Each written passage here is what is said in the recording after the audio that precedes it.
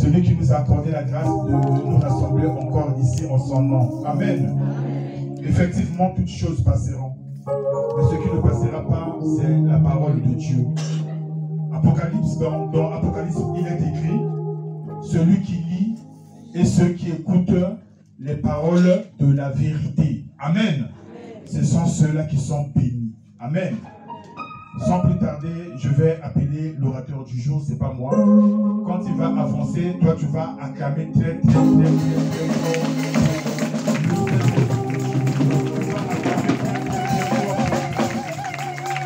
J'ai dit, on acclame pour le Saint-Esprit de Dieu.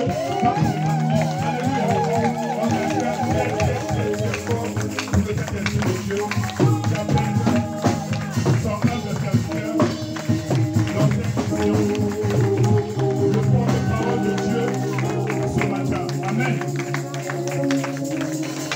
C'est lui qui va nous dire les oracles du Seigneur ce matin.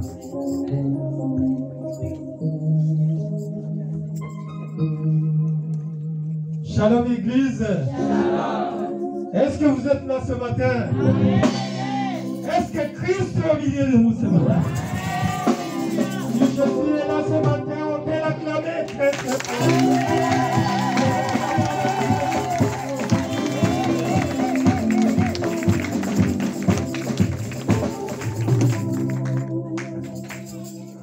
Sans plus tarder, nous allons aller tout droit au but, parce que nous avons la Sainte Seine qui nous attend.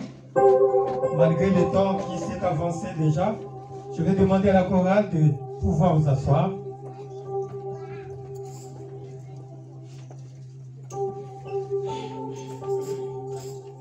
Papa, je bénis ta parole de ce matin. Laisse que cette parole, Seigneur, soit une parole qui va toucher une âme. Soit une parole qui va consoler un cœur. Soit une parole qui va ouvrir l'esprit. Qui va aider, Seigneur, ton peuple à comprendre ce que tu es. Parce que tu nous dis que l'homme ne vivra pas seulement de pain, mais l'homme vivra de ta parole. Parce que ta parole transforme. Ta parole est un guide. Ta parole est la lumière qui éclaire dans nos ténèbres et qui nous montre le chemin. Que cette parole, Seigneur, touche ton peuple et les aide à comprendre ce que tu es et ce que tu veux de nous, Seigneur.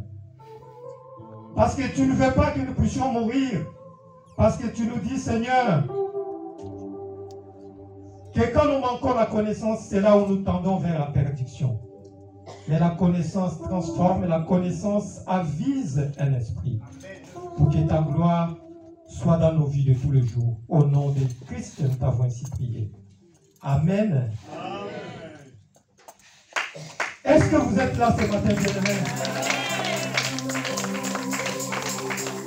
Je vous salue tous au nom de notre Seigneur Jésus. Lui qui a voulu nous faire encore partager sa parole en ce lieu. Parce que notre joie, nous les enfants de Dieu, c'est quand nous nous trouvons en ce lieu. Nous n'avons pas un autre lieu où aller, bien-aimés, où nous pouvons être en masse comme ça, si ce n'est dans la maison de notre Père. Là où nous trouvons notre bonheur et la paix de notre cœur. Là où nous sommes consolés, là où nous sommes orientés. Là où nous trouvons la joie pour l'éternité. Alléluia, bien-aimés. La parole de ce matin, oui, c'est juste pour nous orienter, nous aider à comprendre. Parce que certaines choses nous échappent dans la vie, bien-aimés. Nous sommes là, des fois nous pleurons, des fois nous nous lamentons, des fois nous nous posons certaines questions auxquelles nous ne trouvons pas de réponses. Mais les réponses se trouvent toujours dans la parole de Dieu. Des fois nous voulons demander Dieu, demander à Jésus de venir faire le boulot à notre place. Non. Christ ne peut pas venir faire le boulot à ta place. Il a déjà tout accompli dans ta vie. Et ce matin, c'est ce que nous allons parler dans cette parole. Que le Seigneur a voulu nous donner comme thème. Jésus menace les vents et la mer. Alléluia. J'espère que vous êtes là et que vous êtes un peu attentifs à cette parole de ce matin. Bien aimé, la parole de ce matin, je vais demander à notre lecteur ou lectrice du jour de nous lire les deux livres, Marc 4, 35-40 et Matthieu 7, 24-27. On peut nous lire les deux livres, s'il vous plaît? Nous allons honorer la parole de Dieu, je vous en prie. Marc chapitre 4, le verset 35 à 40, je lis au nom de Jésus. Ce même jour, sur le soir, Jésus leur dit, « Passons à l'autre bord. » Après avoir envoyé la foule, ils les menèrent dans la barque où ils se trouvaient. Il y avait aussi d'autres barques avec lui. Il s'éleva un grand tourbillon, et les flots se jetaient dans la barque, au point qu'elle se remplissait déjà. Et lui, il dormait à la poupe sur le coussin. Ils les réveillèrent et lui dirent, « Maître, ne t'inquiètes-tu pas de ce que nous périssons ?» S'étant réveillé, il menaça le vent et dit à la mer, « Silence, tais-toi !» Et le vent cessa et il y eut un grand calme. Puis il leur dit, « Pourquoi avez-vous ainsi peur? Comment n'avez-vous point de foi ?» Parole du Seigneur. Amen. Matthieu chapitre 7, le verset 24 à 27. C'est pourquoi quiconque entend ces paroles que je dis et les met en pratique sera semblable à un homme prudent qui a bâti sa maison sur le roc. La pluie est tombée, les torrents sont venus, les vents ont soufflé et se sont jetés contre cette maison. Elle n'est point tombée parce qu'elle était fondée sur le roc.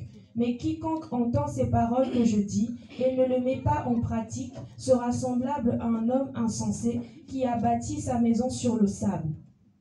La pluie est tombée, les torrents sont venus, les vents ont soufflé et ont battu cette maison. Elle est tombée et sa ruine a été grande. Parole du Seigneur. Amen. Alléluia. Est-ce qu'on peut acclamer cette parole bien-aimée? Je vous en prie, tu veux voir.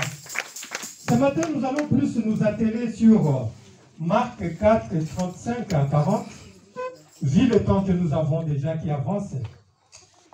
Bien-aimé, la parole de ce matin, si nous essayons un peu de voir au travers des Écritures, nous allons comprendre que le monde a été créé par la parole.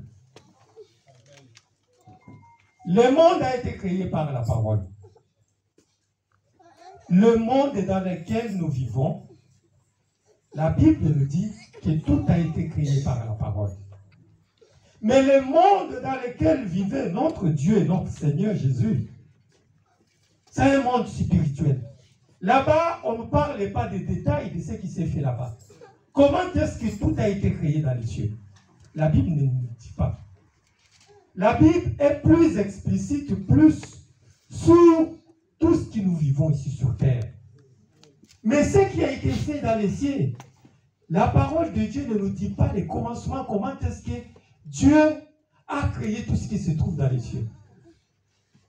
Mais tout ce qui est ici, la Bible est explicite sur tout cela. Et nous allons comprendre ce matin que la vie que nous vivons, elle est d'abord spirituelle, bien-aimée. La vie de l'être humain sur terre, elle commence d'abord spirituellement, avant qu'elle soit visible matériellement. Toi et moi, nous vivions d'abord spirituellement. Nous étions des esprits auprès de Dieu, avant que nous puissions paraître dans ce monde physique, avec ce corps matériel qui est visible, bien-aimé. Et si nous regardons au travers de la parole, Jésus, on nous dit au commencement, c'était la parole. La parole était avec Dieu. Et la parole était Dieu. Rien de ce qui existe sur terre n'a été fait sans elle. Tout a été fait par la parole. En écoutant cette parole, bien-aimée, vous allez comprendre le pouvoir de la parole. La puissance de la parole. La puissance que tu as quand tu parles de quelque chose. La parole que tu as a un langage. La parole que tu fais sortir a des agissements Pas sur le plan physique que tu vois, mais c'est sur le plan spirituel, bien-aimé.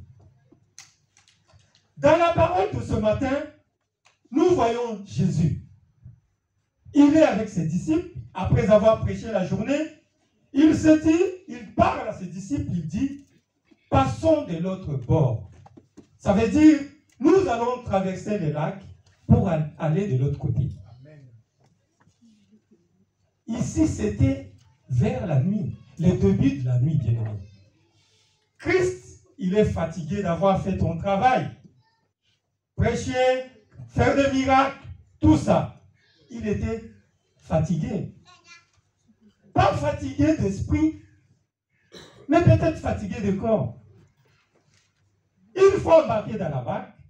Il s'assoit juste sur le début du bac.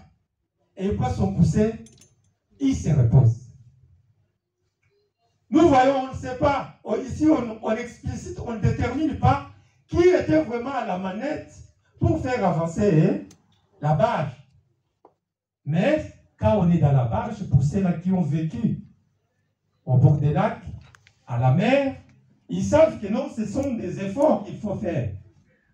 Il y a des pagaies que chacun doit avoir si c'est dans une pirogue pour que vous puissiez traverser les lacs. Jésus dort. Le chemin commence pour traverser les lacs. Ils avancent, tout est calme, bien-aimés. Mais arrivé au milieu de la mer, les vents s'élèvent. Il y a les vents qui s'élèvent. Les vents s'élèvent. On peut se poser la question, mais pourquoi les vents s'élèvent seulement sur les bateaux dans lesquels Jésus est dedans? Alléluia. Parce qu'on nous parle qu'il y a d'autres bateaux, mais on ne nous parle pas de la situation que vivent les autres bateaux. Mais on nous parle de la situation qui se passe dans les bateaux où se trouve Christ bien-aimé avec ses disciples. Alléluia. C'est là où notre situation et notre intelligence doit se baser aussi. Parce que dans cet évangile, on nous parle qu'il y a d'autres bateaux. Ça veut dire, la navigation est normale. Et les gens sont là en train de naviguer pour passer de l'autre côté comme il fallait. Au début, tout était bien. Mais au milieu, la situation change. La météo change. Et un fort vent s'élève sur la mer et ça pointe uniquement la barge où était Jésus-Christ. Alléluia. Bien-aimés, les disciples sont embarrassés. Ils sont embarrassés, ils ne savent pas à quel Dieu se vouer. Alléluia. Tout est en panique. Tout est en panique. Mais ceux qui sont en panique ici, ce sont ceux-là qui sont toujours avec Christ. Alléluia. Ils marchent avec Jésus. Ils mangent avec Jésus. Des fois, ils dorment aussi avec Jésus. Mais ici, on nous dit que Christ dormait, il avait pris un coussin, il dormait. Le sommeil du juste. Bien-aimé, Jésus dort, mais on peut dire il ne dormait pas. Il ne dormait pas. Parce qu'on nous dit dans la parole de Dieu que le Seigneur ne dort ni sommeil. Mais on se pose la question. On nous dit qu'il dort. Mais il dort. Même nous, quand nous dormons, des fois, il arrive que quand tu dors, il y a un petit bruit qui se fait dehors. Et tu attends, qu'est-ce qui se passe? Mais ici, Jésus dort comme un bébé. Il dort comme un bébé. Mais il y a un vent fort sur la mer, bien-aimé. On nous dit qu'il y a de l'eau qui entre dans la barge. Mais Christ, il n'est pas là. Il n'est pas là. Il dort. Mais les disciples avec qui il est, Là, ils sont paniqués. Ils ont peur de la mort. Ils ont peur de se retrouver dans les lacs. Ils ont peur que le bateau se renverse et qu'ils puissent mourir. Mais ils sont avec les faiseurs de miracles. Ils sont avec le Dieu, créateur de toutes choses. Ils sont avec lui dans les bateaux. Parce que c'est lui la parole. Il est avec eux dans les bateaux. Mais la panique est palpable dans les bateaux. Mais à ce moment, à la fin, ils se disent, mais non, si on reste comme ça, nous allons couler. Notre seule intervention, c'est de faire quoi? C'est de réveiller le maître. Il le réveille. Maître, réveille-toi, nous périssons. Nous périssons. Bien-aimés, quand nous lisons et voyons ce qui se passe, nous voyons Jésus qui se réveille. C'est comme si rien ne s'est fait. Jésus n'est pas paniqué.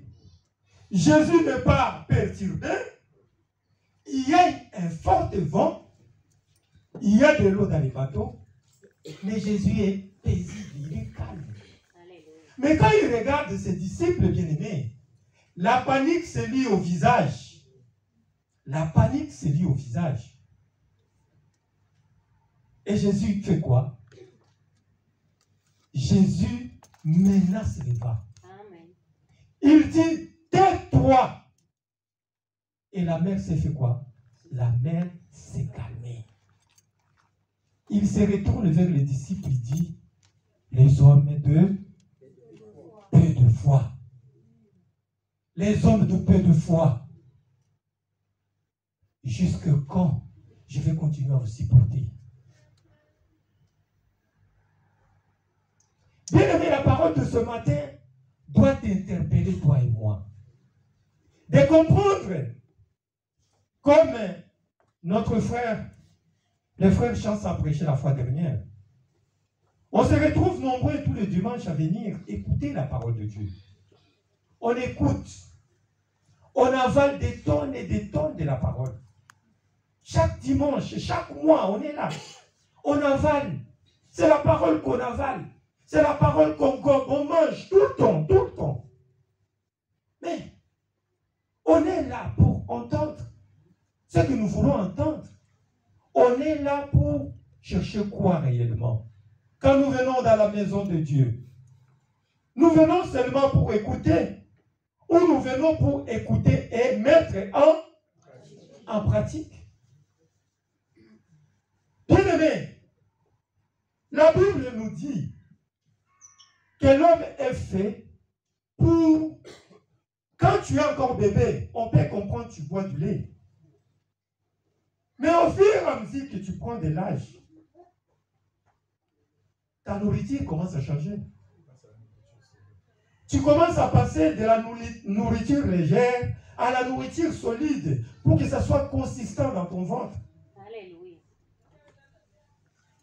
Et t'aide à grandir.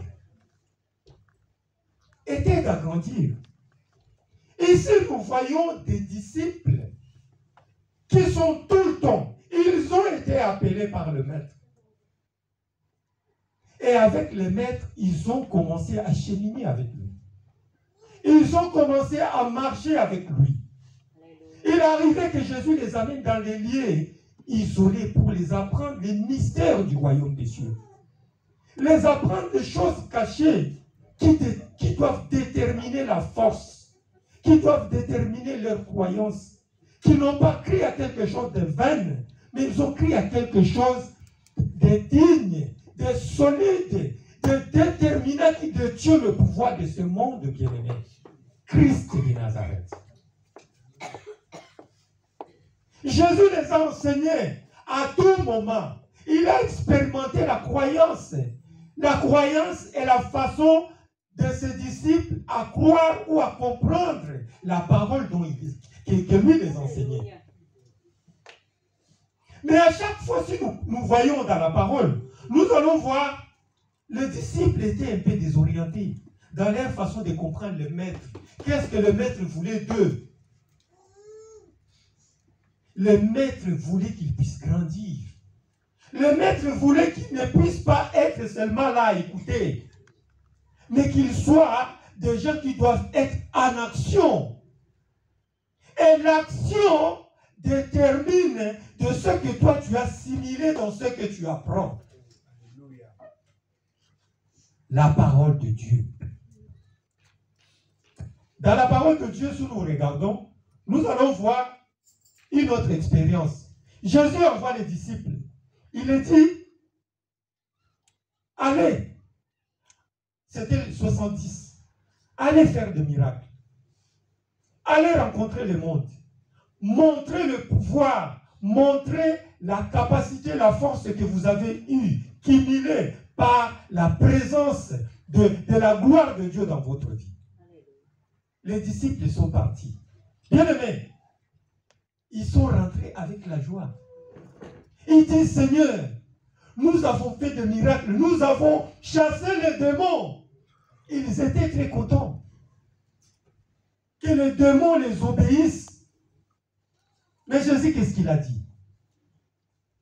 Jésus a dit, je voyais Satan tomber du ciel comme un éclair. Jésus n'était pas là, hein? Mais de loin là où il était, lui, il observait ce qui s'est passé en envoyant les disciples aller faire des miracles. Il n'était pas là, mais il était avec eux. Il observait de loin ce qu'elles faisaient physiquement, lui il les observait spirituellement. Il le voyait tout spirituellement. Là où ils étaient, ils voyaient les gens tomber, les gens être délivrés. Mais le spirituel, c'est le maître qui observait comme à la télé tout ce qui s'est passé. Alléluia. Il voyait tout ce qui s'est passé. À part ça, nous allons voir encore l'expérience. Une femme vient avec son fils qui est possédé par les démons. La femme vient se plaindre auprès de Jésus. J'ai amené ma fille pour que tes disciples puissent les guérir. Mais ils n'ont pas pu. Ils n'ont pas pu. Ils n'ont pas pu. Ils n'ont pas pu. Mais Jésus se plaignait. Vous savez, ça fait longtemps que vous apprenez la parole. Ça fait longtemps que je vous apprends le mystère du royaume. Ça fait longtemps que vous écoutez, vous gobez la parole de Dieu. Mais jusqu'à quand je dois vous supporter? Jusqu'à quand je dois encore vous parler? Jusqu'à quand? Jésus insistait toujours sur l'importance de la foi dans la vie de ses enfants et de ses disciples. La foi, bien-aimée. La foi. La foi. La foi, c'est la base de la vie d'un chrétien. La foi, c'est la base de la vie d'un chrétien. Tu t'appelles chrétien, tu t'appelles né de nouveau, baptisé né de nouveau, tu as cru en Christ. La base de ta vie doit être fondée en premier sur la foi que tu as au Maître. C'est lui qui t'a appelé. Jésus dit, ce n'est pas vous qui m'avez choisi, mais c'est moi qui vous ai tiré du monde pour vous amener auprès de moi. Et quand je vous ai tiré du monde, ce n'est pas que je vous tire du monde, je vous laisse comme ça. Non, je dois vous enseigner. Je dois vous montrer le mystère qui englobe cette planète, qui englobe le monde. Jésus a tout montré à ses disciples. Mais on se pose la question de cette scène qui se voit dans nos yeux. Et ce que nous entendons. Les disciples qui ont appris, les disciples qui écoutaient, les disciples qui ont vécu le miracle avec Christ, sont encore incapables de vivre la gloire, de montrer la gloire de Dieu. Bien-aimés, Jésus les embarque pour les faire passer de l'autre côté parce qu'il y a un message à transmettre. Parce qu'il veut voir qu'est-ce qu'il a encore, qu'est-ce qu'il a. Ce qu'il a semé dans les apôtres, ce qu'il a semé dans les disciples, est-ce qu'il va vivre? Est-ce qu'il va le voir? Lui-même, il dit dans ta parole que rien ne peut vous arriver si moi je ne le permets. Bien aimé, il n'y a rien qui peut nous arriver si Dieu ne le permet. Alléluia. Mais Jésus, dans la barque, il entre dans la barque et au milieu, il permet que le vent souffle sur le même bateau. Mais lui, il dort. Qu'est-ce qu'il attend? Il veut voir les disciples en action. Il veut voir les preuves de ce qu'ils ont cumulé. Est-ce qu'ils sont capables de les mettre en pratique, bien-aimés? Est-ce qu'ils sont capables de les mettre en pratique?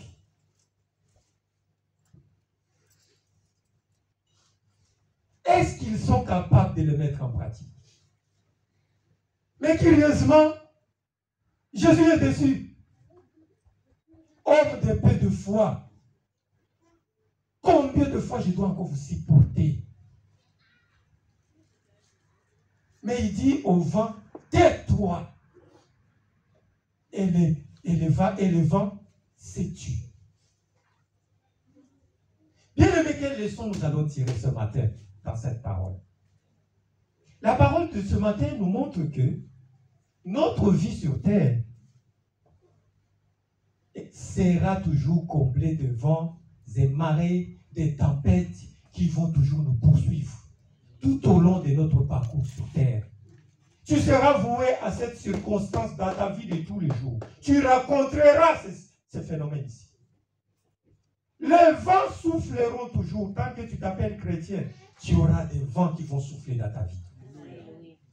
Tu auras des tempêtes qui souffleront dans ta vie. Il y aura les torrents qui vont souffler sur toi. Mais les torrents, par eux-mêmes, ils n'ont pas la force. Ils n'ont pas la force. Quand toi, tu as la maîtrise de cette parole, ils n'auront pas la force sur toi. Les vents, les marées, les torrents, la tempête n'aura pas la force sur toi.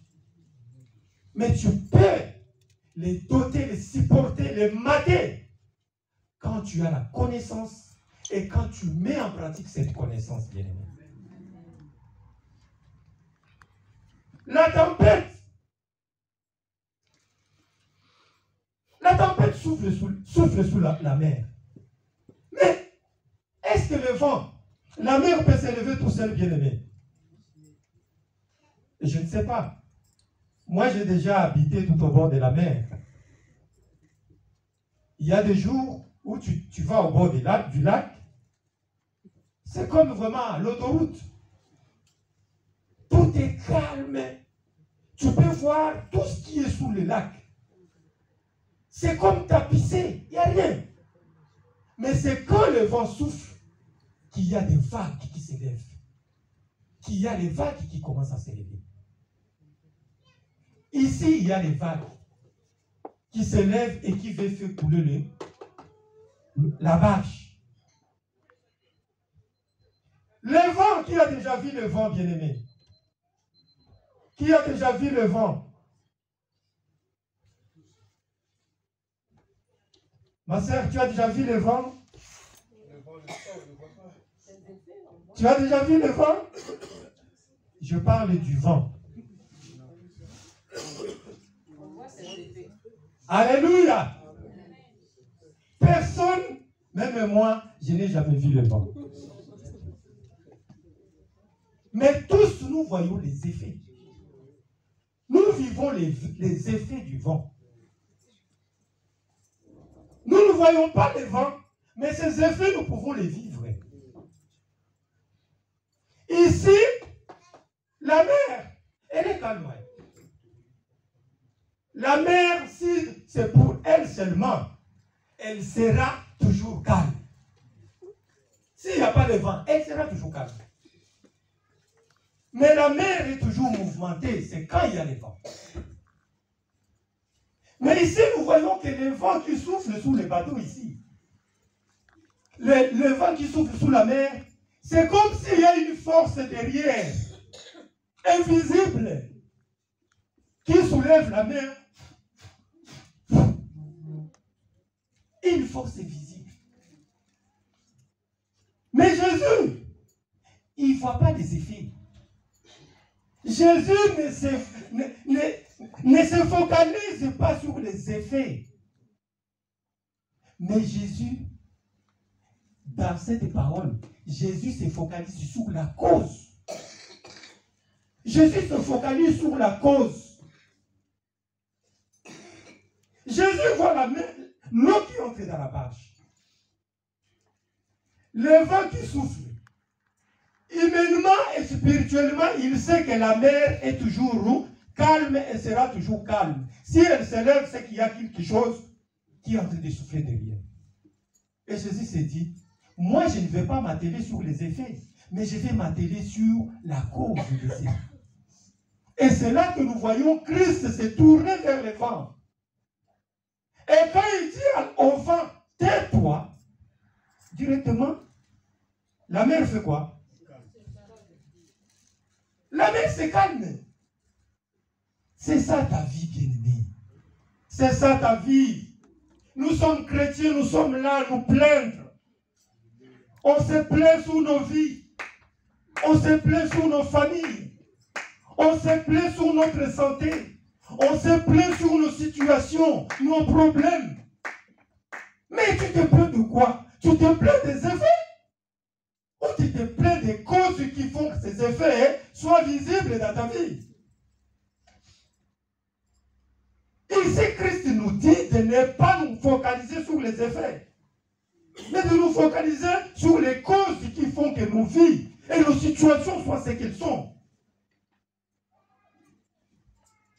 Nos situations soient ce qu'elles sont. Il n'y a rien pour rien.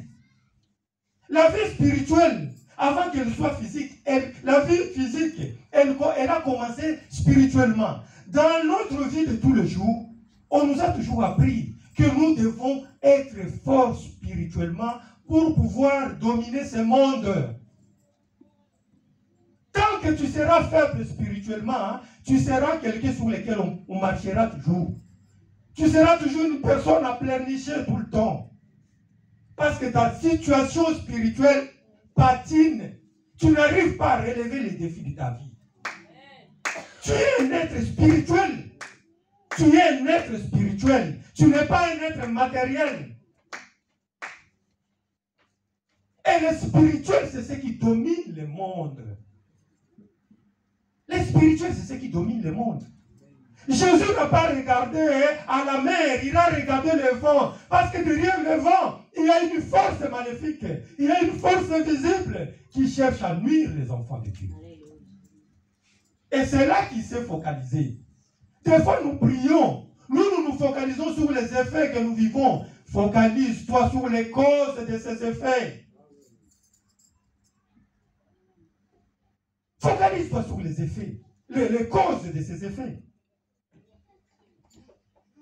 Notre vie chrétienne, on n'arrive pas à avancer. Parce que nous, les enfants de Dieu, on est là, mais on ne comprend pas ce qu'on est. Jésus nous dit, tout pouvoir m'a été donné. Dans les cieux, sur la terre. Allez, faites de toutes les nations les disciples. Tu es quel disciple si toi, tu n'as pas le pouvoir de Jésus? Tu es quel disciple? Tu es quel disciple? Un disciple de Jésus, c'est celui qui a le pouvoir que lui a conféré l'autorité de Jésus. Un disciple de Christ, c'est celui qui est ancré dans le maître. Il sait que quand moi je marche, je suis avec le maître pour me rassurer. À chaque situation, je sais que le maître est là. Le maître est là. La Bible nous dit que celui qui est en nous est plus fort que celui qui est dans le monde. Pourquoi te minimises-tu? Tu n'as pas crié à un homme, mais tu as crié en Dieu, le Tout-Puissant. Celui qui détient l'autorité suprême dans les cieux et sous la terre. Les esprits lui obéissent. Aucun pouvoir n'est au-dessus de Jésus. C'est ça ce qui doit tuer. C'est ça ce qui tue. Qu'est-ce que nous voulons, bien-aimés? Ici, Jésus ne te demande pas que quand toi tu as une situation, d'aller chercher Christ, Seigneur, viens enlever cette histoire qui me dérange. Non, ce n'est pas ça. Ici, Jésus veut te responsabiliser. Il veut te mettre face à tes responsabilités en tant que chrétien. Toi qui viens écouter la parole de Dieu tous les dimanches. Toi qui as accepté Christ comme ton Seigneur et ton Sauveur. Tu es responsable. Et tu dois comprendre que je te tue le pouvoir de tout sur cette terre. Tu n'as pas à chaque situation, c'est comme si c'est Jésus qui doit faire le boulot à ta place. Non, ce n'est pas ça. Jésus n'a plus le temps de venir faire le boulot à ta place. Tu t'appelles chrétien, tu es capable. Tu t'appelles disciple. Un disciple, c'est la copie idéale du maître. Tu es la copie idéale du maître. Le pouvoir qu'a Christ, tu as ce pouvoir. Quel genre de disciple es-tu? Toi qui, au moindre vent de ta vie, tu dois aller chercher Jésus. Il est où? Il est où? Non. Ce n'est pas ça. Ce n'est pas ça, un disciple bien-aimé. Disciple de Jésus, c'est celui qui se met. Le maître est là. Il est conscient que le maître se repose. Mais le maître m'a conféré son pouvoir. Le pouvoir que Christ m'a donné. Il veut que je puisse agir. Il veut que je puisse m'élever sur des situations qui compliquent ma vie. Sur des situations qui compliquent ma famille. Sur des situations qui empêchent ma vie de progresser. C'est ça un disciple. Jésus veut voir les effets. Il veut voir spirituellement ce que toi tu accomplis. Quand les disciples guérissaient les malades, lui il a dit, je voyais Satan tomber du ciel comme un éclair. Et je faisais quoi? J'ai glorifié le Seigneur. Lui il est là pour louer le Seigneur de nos exploits de tous les jours. Mais nos échecs le met en doute. Nos échecs le met en doute de tous les efforts qu'il fait pour nous. Tu es un disciple pour agir, bien-aimé. Un disciple qui doit s'élever. Un disciple qui doit se dire, je ne suis pas seul, mais je suis avec le Maître. Je suis avec celui qui a créé le ciel et la terre. Il vit en moi parce qu'il a dit, je ne vous laisserai pas seul, mais je serai avec vous jusqu'à la fin des temps. Amen. Je vous accompagnerai dans vos exploits de tous les jours, je serai avec vous. Bien-aimé, peut-être tu as des situations qui compliquent ta vie. Des situations qui attendent que toi tu parles pour que ça soit dégagé dans ta vie. Tu as ce pouvoir, mais peut-être c'est la peur de voir les vents qui soufflent tout le temps dans ta vie. C'est ce qui t'empêche de parler à cette situation. Oui, beaucoup des enfants de Dieu sont comme ça. Il nous arrive de ne pas parler sur des situations. Les situations de nos vies sont accompagnées par des esprits invisibles. Et ces esprits invisibles, ils attendent. Ils écoutent la parole. Ils connaissent la puissance de la parole de Dieu. Mais le problème, c'est que nous les chrétiens, nous les enfants de Dieu, nous avons peur de fois de parler.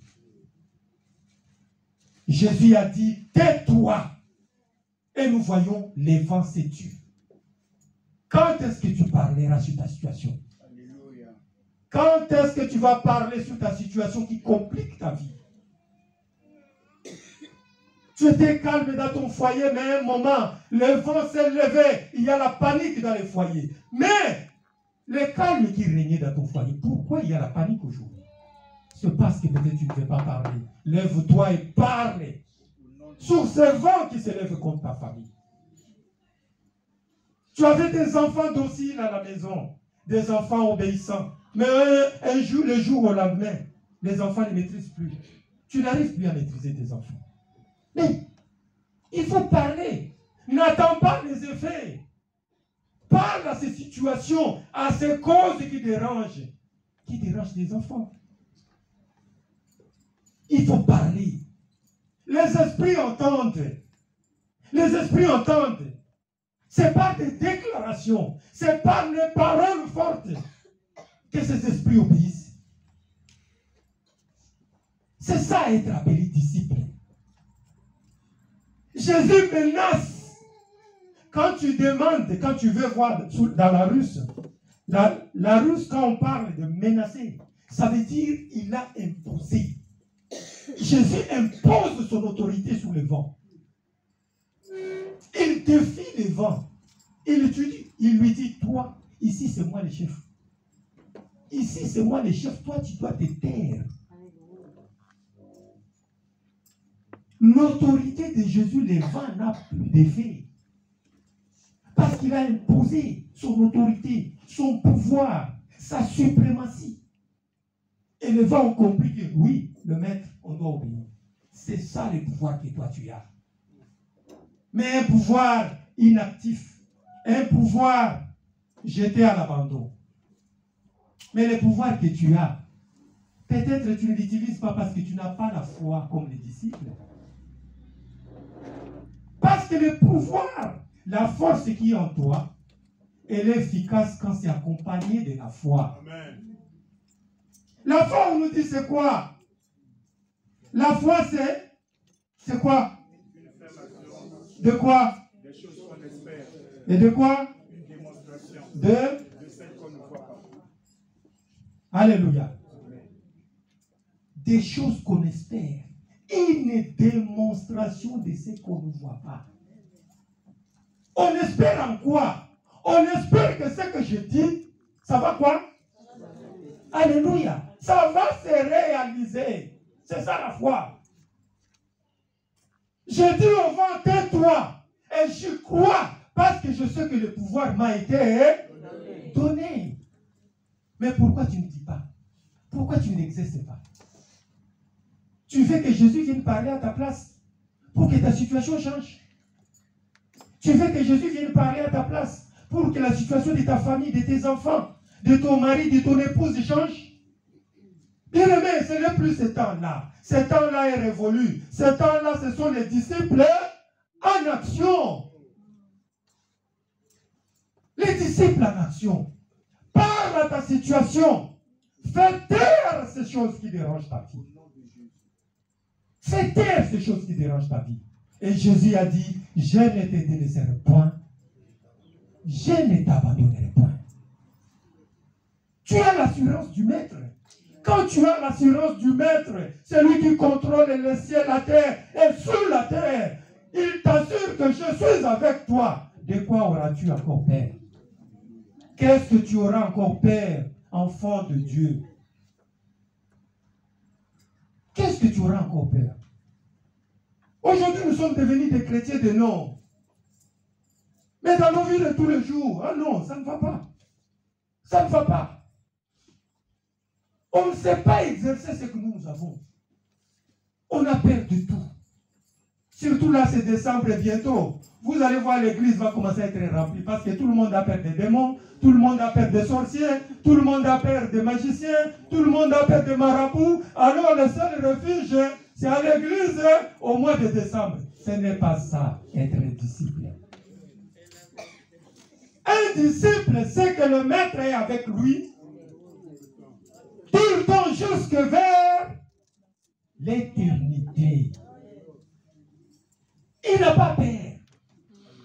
Qu'il soit en janvier, il sait que je suis avec le maître.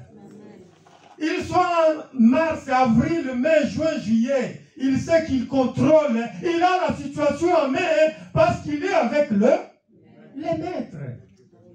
Tant que le maître est dans la barque, je suis rassuré. Je ne dois pas avoir peur. De qui aurais-je peur? Parce que le maître est avec moi. Je dois juste agir Et le maître sera derrière mes actions pour accomplir sa volonté. Alléluia. Laisse que le Seigneur bénisse sa parole. Et nous aide à capter ce message, à vivre l'excellence de la gloire de Dieu. Alléluia.